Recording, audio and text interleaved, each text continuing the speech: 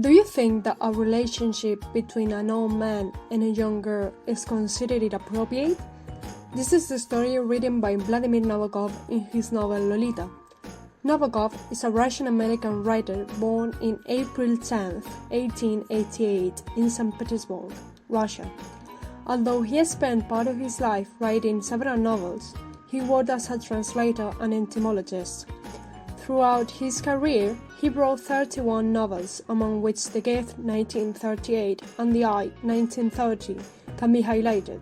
However, his most famous work is Lolita, in which we will center the review. Lolita is about Humbert, who tells the story of his life.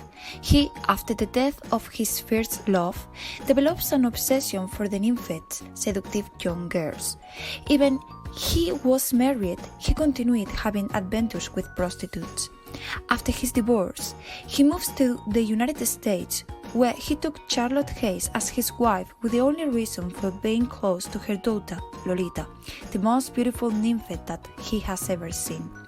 After the early death of his second wife, Humbert starts a kind of relationship with Lolita. Both go all over the United States on a trip.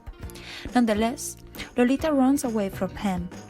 The book ends with Lolita married and pregnant, and Humbert in jail after killing the men with which Lolita had fled years ago.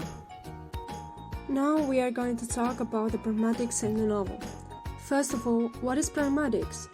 Pragmatics is a branch of linguistics dealing with language in use and its contexts, including such matters as the ixis, the taking of tones in conversation, text organization, presupposition, and implicator.